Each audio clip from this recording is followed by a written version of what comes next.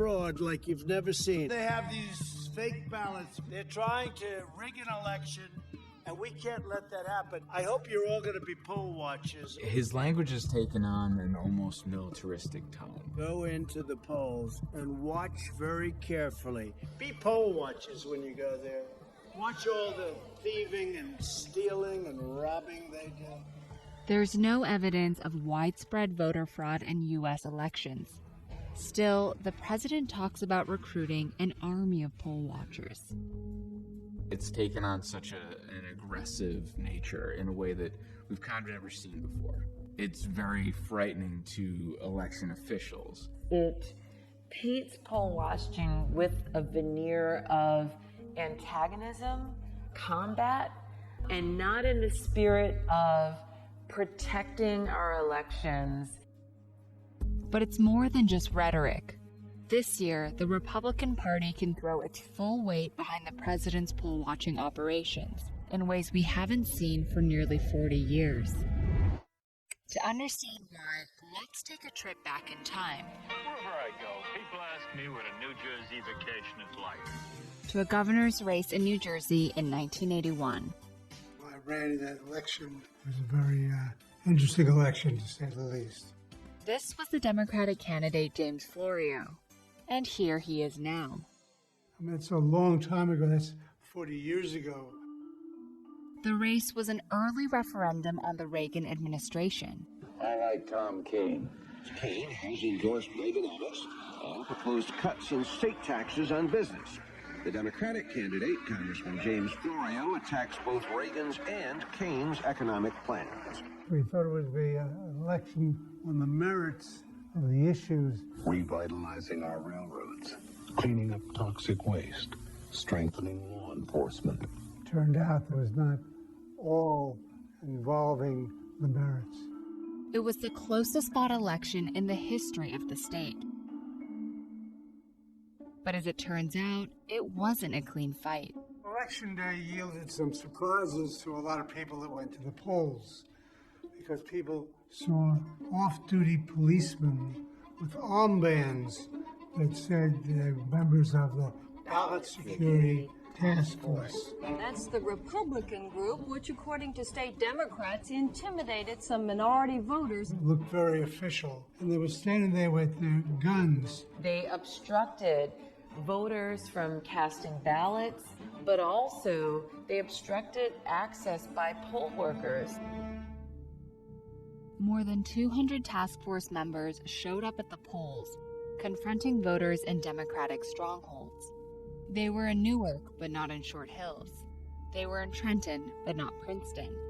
In Camden, but not in Cherry Hill. If you look at the demographics of the neighborhoods that were targeted for these efforts, they were all predominantly Black and Latinx neighborhoods.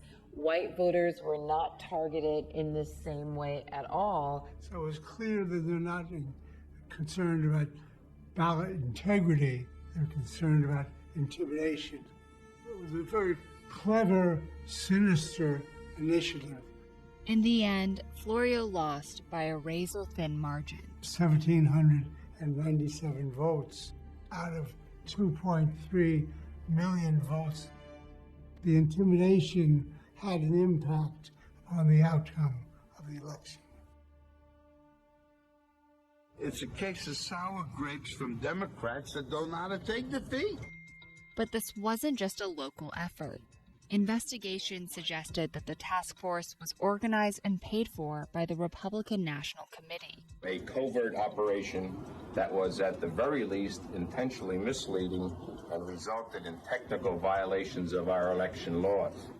Democrats sued the RNC for violating the Voting Rights Act.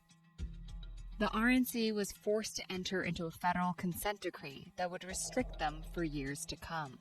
For the better part of the past 4 decades, the Republican National Party has been under a consent decree that has limited their ability to coordinate some of these poll watching activities. So it created a mechanism that deterred any additional voter intimidation and also created a check on future RNC efforts that might target minority communities. Under the terms of the consent decree, the RNC had to get court approval for poll-watching plans. The party tried unsuccessfully to get out of it for many years. And they were found to be in violation of the consent decree at least 3 times since it was put into place. Then, in 2017, the court allowed the consent decree to expire, setting up a different kind of fight in 2020.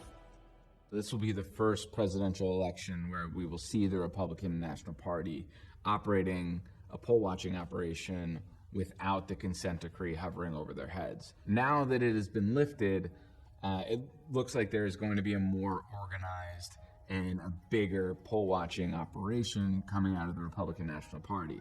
Republicans say they're training more than 50,000 poll watchers in at least 15 battleground states.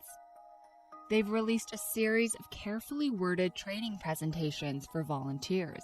Poll watchers are the first line of defense for President Trump. Be courteous to county staff and other watchers. Yes, even our Democrat friends. Do not speak with voters and do not interfere with the orderly conduct of the voting process.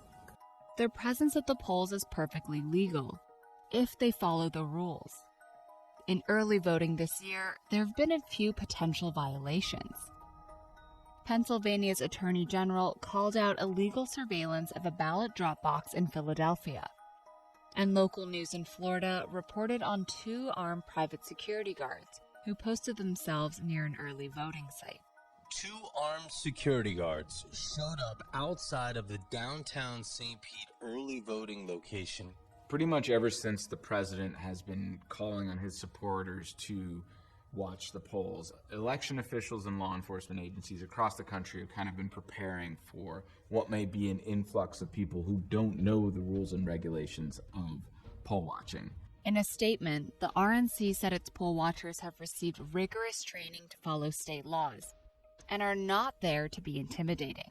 The big unknown is exactly how big and how widespread the deployment of these poll watchers will be, and whether they will have any kind of marching orders from the Republican Party or the Trump campaign to really question a bunch of voters' eligibility, or whether they'll just kind of follow the more traditional ways. Ultimately, the consent decree offered a legal shortcut to stop the RNC's poll-watching operations if they crossed the line. What's important to keep in mind is that the tactics that were unlawful in 1980 are just as unlawful in 2020. There's never been permission for any political party or any private party to engage in racially targeted voter intimidation or voter intimidation of any sort. And so we're not without protection. We're not without tools to combat it. But we do have one less in our arsenal. If we see a resumption of the same type of thing, this time we'll have to go back to court. I can be authoritatively the person that can be definitive in saying that small margins make a big difference.